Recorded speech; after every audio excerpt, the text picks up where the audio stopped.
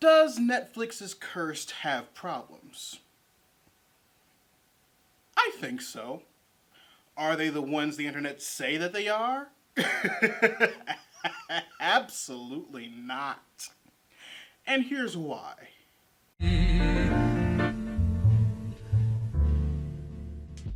Readers, I wouldn't necessarily call this a review of the series, but more of a first impression.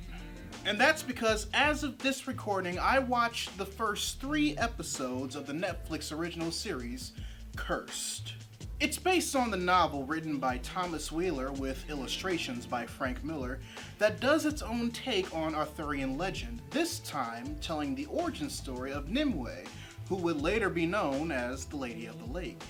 It was a premise I was interested in seeing after diving so deep in Arthurian legend during my late 20s, and that I had to re-hype myself about watching because I originally thought Frank Miller's involvement also involved writing, and I choose to love myself. But I learned that Miller didn't have a hand in writing the scripts of the episodes that I did watch because there were no women of the night in them at all. Yes, I know I'm in the minority when it comes to Frank Miller's writing and takes on certain characters, but if there's a list of properties he shouldn't be allowed to touch, Superman and Arthurian legend should be at the top, despite him touching Superman multiple times already. The story pretty much tracks with Nimway's overall connection with Excalibur. She's on a quest to deliver it to Merlin after a group of zealots of the church, devoting their lives to ridding the world of magic, slaughtered her village, and now it's a race of who gets control of the sword and has a say in who becomes the one true king. All the while, we're supposed to see Nimway fight adversity for being a sorceress and become a depiction of the Lady of the Lake that we've never seen in tellings of Arthurian legend before. But it isn't that the show doesn't hold the mark as far as telling us that story. It's that there are things actively against it, at least for me, that keep it from telling the story in a way where the show beckons you to keep watching it in order to see how everything plays out. The first episode was the hardest. Wheeler did the teleplays for it in episode 2, but the writing for episode 1 felt rushed at times, especially in the beginning of it. It felt like he cared more about giving us proper exposition on Nimway instead of letting it naturally happen. Even her dad left her. Papa, please, let him go, come back! Left his own clan because she scared him off. You are cursed, Nimway. What did you say? As a result, it affected the flow, which shouldn't necessarily be a problem considering the entire season consists of 10 episodes that are almost an hour in length each. Add that with the way it and episode 2 were edited, along with the result of certain production decisions that made the final cut, and the first few episodes of the show, and as a result, your first impressions of the show overall, just feel cheap.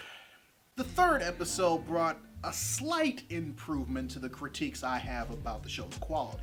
The sets were a bit more grander than they were in the previous episodes. There was a bit more spectacle with the cinematography. There weren't any weird edits or cutaways that took away from the flow of the episode or its scene transitions. And it's because of these fluctuating adjustments to episode quality, you come to the conclusion that the problem with Cursed is that it's a show that has Witcher-sized dreams, but on a BBC Merlin-sized budget. You can clearly see what the show wanted to do, yet find yourself disappointed when you see what the show was allowed to do. And after coming to said conclusion myself after watching the first 3 episodes, I made the horrible mistake of seeing if there was anyone that shared my opinions. But all I could find were reviews stating that the show was bad because of 3 specific things. 1, Nimway being the protagonist. 2, the narrative was a derivative of actual Arthurian legend. And 3, Arthur is black. I'm Arthur. So, allow me to address why out of all of the actual problems the show has, these three ain't it, Chief. Nimway is a prominent magical figure in Arthurian legend that I believe gets the short end of the stick a lot. And if anyone in Arthurian legend deserves a proper reimagining, it's her. Depending on which fables you've read, her only job is to give Arthur Excalibur, help raise Lancelot, take Excalibur back when Sir Percival tosses it back in the lake when Arthur's sailing for Avalon, or get Merlin magically Twitter painted in order to become her student. And that's it. Giving Nimway a larger role in her connection to Excalibur outside of Arthur is worthy of wielding it and becoming the one true king, and Merlin outside of I know you want this magic ass, is actually a great way of establishing her role in actual Arthurian legend, and the way Curse sets it up is pretty decent. You can argue all you want about whether or not Katherine Langford's performance delivers that. I'm not, because as someone who has only seen the first third of the season, I don't have a right to until I watch her performance in its entirety. But considering that the coding regarding individuals' problems with the story being about Nimway is that it fails in being progressive and focuses on being female-fronted, tells me that these people dislike the show more because its main character is a woman first and foremost, and less because they're being fairly critical of a huge yet mysterious figure in the lore that the show is based on and how she's getting fleshed out in its original take based on it. And speaking of original takes based on established stories, Cursed is first and foremost an original take based on established stories. Now, you have every right to like them or dislike them. You have every right to be critical about them. I definitely felt that way with this show's creative decision to turn Merlin into a magic Jack Sparrow. But saying that Cursed sucks because it's not faithful to Arthurian legend is absolutely laughable. Because Arthurian legend ain't even faithful to Arthurian legend, the fuck? Okay. Unless you are a well-read individual, the majority of people's immediate knowledge of Arthurian legend comes from Disney's The Sword and the Stone, Joshua Logan's Camelot, and or the Merlin miniseries starring Sam Neill. There's a timeline where Arthur pulls Excalibur from the stone. There's a timeline when Nimway gives Arthur Excalibur straight from the tap. Lancelot is not an original Knight of the Round Table. Both he and his story involving his affair with Guinevere was so popular at the time that every single depiction of Arthurian legend henceforth established it as a main part of the official canon of the legend. There are so many moving parts to Arthurian legend written by so many people over the course of the years that trying to cohesively establish a proper canonical timeline for it is damn near impossible. So no, it not being faithful to the legends isn't what's part of the problem with Cursed. If that's the case, then that argument could be made with Smallville, or Gotham, or BBC's Merlin once again, all of which always boils down to personal tastes and preferences. And I am absolutely sure that the people who stated what they stated about Cursed would defend any and all of those previously mentioned shows that are reimaginings in their own right because of said personal taste and preferences. And as far as Arthur being black, fuck you, I'm mad about it, bitch.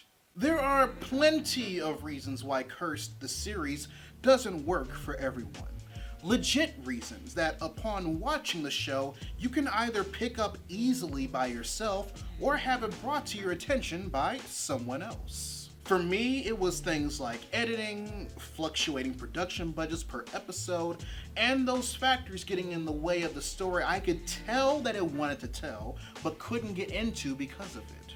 Others might think that the acting is subpar, or that they don't care for the way certain characters were depicted throughout the season compared to how other bits of media depicted them in the past. But there will never be a need to base your dislike of the show around underhanded misogyny, ignorance, and racism. As a matter of fact, doing so tells me a lot about your intention of watching the show, or any show that takes creative liberties with certain properties like this one to begin with. There's that small bit of attention that you wanted. Now go back to the kiddie table and let us grown-ups finish our discussion. I'll link Thomas Wheeler's novel that the show is based on in the description box below in case anyone is interested in reading it either before or after they watch the show for themselves. I'm personally going to start reading it after I watch the remaining 7 episodes of season 1. You know what, now that I think about it, readers, that's your homework assignment for the day. Write in the comment section below if you want to see me do a proper comparison video to the novel and the show once I'm done. Otherwise, if you've seen it, write in the comment section below what you thought of season 1 of Cursed. Whichever you decide to answer, I love to know your thoughts. If you want to help financially support the channel, you can join my Patreon by clicking the card at the end of the video or in the link in the description down below, where you can also find a link to my merchandise store. Or if you prefer to give a one-time donation, you can find links to my PayPal and my Ko-fi account in the description box as well. Also, make sure you subscribe to the channel and turn on notifications, because I post new videos every Monday, Wednesday, and every other Friday. But until then, this is Readus 101. Class dismissed.